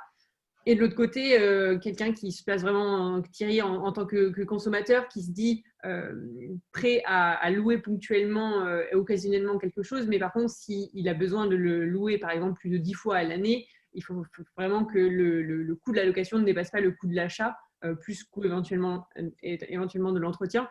Et du coup, voilà, comment est-ce que vous placez vraiment ce curseur et comment est-ce que, à la fois en tant que quand vous mettez à la place du client et à la fois quand vous êtes Decathlon? Alors, c'est une super question. Évidemment, elle me passionne celle-là parce que l'idée vraiment qu'il y a derrière, c'est pas une volonté de forcément vendre les produits déguisés. C'est vraiment pas ça. L'idée, c'est vraiment de donner, comme disait Anna, le choix en fait. Aujourd'hui, on n'a pas vraiment le choix. C'est soit tu achètes un produit, soit pas. Aujourd'hui et demain, on aura la possibilité de le louer si on veut. Mais chez Decathlon, je pense que vous l'avez vu à la télé, il y a aussi une campagne de test. Tu peux également tester tes produits. C'est déjà une vraie réponse. Si tu ne sais pas, tu peux tester. Si tu es convaincu que le test est plutôt concluant, mais tu as envie de te faire un week-end, tu peux louer. Et si tu as envie de te faire plein de week-ends, mais que tu veux louer, il y aura aussi la location longue durée. Donc, ce n'est pas ce qu'on propose aujourd'hui, mais le modèle de Decathlon, c'est vraiment ça. Je te donne un exemple sur les vélos. Les vélos pour enfants, je pense qu'on sera plutôt sur des abonnements parce que tu vas pouvoir changer de vélo plus souvent avec ton gamin et c'est plutôt un abonnement. Donc, on fait le mix entre de la location courte durée, longue durée, abonnement, test et là, on arrive à avoir quelque chose en fait où mais c'est le client qui aura le choix en fait. C'est pas nous qui on a préparé ça pour qu'en fait ils achètent, etc. Non, on offre et on veut essayer d'offrir un maximum de possibilités et le client choisira ce qui lui semble le plus pertinent. Et à nous maintenant, dans les mécaniques, je dirais, de calcul de prix, eh ben, on ne favorise pas un modèle par rapport à un autre. Tu vois. Ok, très bien. Du coup, peut-être que ça amène aussi la question suivante, puisque effectivement, quand on regarde peut-être à la télé aussi et tout ce qu'on peut voir, on nous parle aussi beaucoup, par exemple, du leasing de voiture, dont Anna a évoqué l'idée aussi tout à l'heure, et aussi, par exemple, les propositions de la FNAC ou d'autres qui proposent des renouvellements de smartphones. Et en fait, Thierry toujours s'interroge sur le fait qu'en fait, la location est potentiellement à ce moment-là un prétexte pour renouveler très rapidement un produit et finalement consommer peut-être bien plus et par exemple pour le leasing, augmenter le parc auto ou autre. Comment est-ce que vous vous positionnez là-dessus et quel est peut-être votre avis sur la question? C'est une bonne question parce qu'on s'est aussi posé la question, on s'est même dit que la location ne devait pas être du LOA déguisé en gros. Parce que souvent le LOA, c'est plutôt un crédit qui te propose la possibilité d'acheter ta voiture indirectement. Mais non, c'est vraiment pas ça. Je pense que peut-être qu'il y aura ces LOA qui sont proposés sur des vélos très haut de gamme et qui vont permettre cette accessibilité-là. Mais en tout cas, le projet de la location s'inscrit vraiment pas là-dedans. C'est une autre solution et il y aura sûrement du LOA sur d'autres projets, mais qui ne seront pas déguisés en fait. Ça sera clairement annoncé. C'est une facilité pour pouvoir accéder à votre produit à l'achat. Il y a le LOA qui existe, comme ça existe sur les voitures, mais la location ne s'inscrit pas comme ça aujourd'hui dedans. Très bien. Question peut-être aussi plus, toujours pour Decathlon. Aujourd'hui, vous avez les marques Forclaz et Quechua, il me semble, du coup, qui sont à la location. Ouais. Est-ce que vous envisagez d'ouvrir d'autres gammes? Alors, c'est une belle question parce que c'est vraiment dans la continuité. C'est vraiment… Pardon? On fait le commercial d'Anna. Ouais, merci. Ouais. Honnêtement, il y a évidemment plein de choses qui se passent. Nous, on est déjà fiers d'une chose aussi, c'est que d'avoir travaillé aussi le projet avec Quechua et qui travaille bon, pour le coup avec le même partenaire, c'est avant tout pour nous de pouvoir offrir aussi quelque chose de plus global pour nos utilisateurs. C'est-à-dire qu'aujourd'hui, on peut imaginer qu'il y a une personne qui va vouloir faire du camping avec ses enfants pendant 2-3 jours et se faire 2 jours de trekking. Bah, aujourd'hui, on a vraiment ce côté vraiment montagne qui est en train d'émerger et on est en train de travailler encore plus fort cette synergie pour que ça soit encore plus facile qu'aujourd'hui. Parce qu'aujourd'hui, tu as 2 sites différents. Peut-être que demain, ça sera un seul site parce que c'est une seule expérience. Et ce qu'on imagine là pour la montagne, bah, je pense que le vélo, je pense qu'il y a plein de choses qui se passent chez Decathlon où ils ont envie de proposer en fait des expériences encore plus complètes. Donc évidemment, je pense que c'est que le début. Sans vous dire tout, hein, parce que bon, on se connaît pas assez. Bon, faudra qu'on se retrouve alors. Exactement.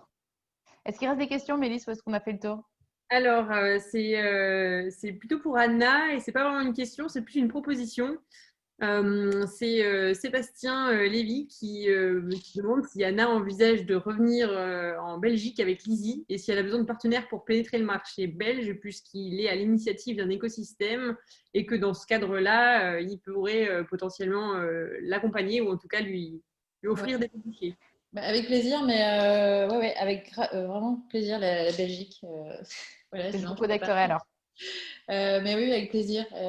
Et puis je connecterai aussi à mon associé qui fait ce genre de choses. Moi, vraiment, mon travail, c'est plutôt l'ingénierie et le produit. Mais avec grand, grand plaisir. Ouais. Merci beaucoup. Et du coup, je vais en profiter pour faire un clin d'œil à Circulaire, qui est l'équivalent de Sébastien au niveau français, à Mathieu plus particulièrement, qui du coup m'a mis en contact avec Karim et Anna, puisque Circulaire, justement, ont pour vocation de mettre en lien des startups comme Lizzie avec des grands groupes comme Decathlon pour faire en sorte qu'il y ait des projets qui puissent émerger. Donc, un clin d'œil à nos amis de Circulaire. Ce que je vous propose, c'est qu'on s'arrête là. Je vous remercie beaucoup, Karim et Anna, pour cet échange. J'espère qu'on aura généré de l'envie et de la conviction auprès d'autres entreprises pour qu'elles se mettent sur ce segment-là, pour que nous, en tant que consommateurs, on puisse avoir toujours plus le choix entre la possession et la location. Donc, un grand merci à vous deux. Merci à deux. Merci à vous. À vous deux, hein. Et puis, écoutez, je vous souhaite une bonne rentrée. De notre côté, juste après, on fait quoi? Vous l'avez compris, continue, même après ce post-confinement, parce qu'on est convaincu qu'il y a plein de sujets à aller déterrer et plein de business models à aller découvrir qui sont vertueux du coup dans ce fameux monde de demain, comme disait Anna. Donc, on va plutôt se retrouver sur une fréquence mensuelle. Et donc, écoutez, n'hésitez pas à nous suivre sur les réseaux sociaux pour pouvoir voir nos futures actualités. On vous souhaite une bonne soirée et on vous remercie d'avoir suivi ce live. À bientôt!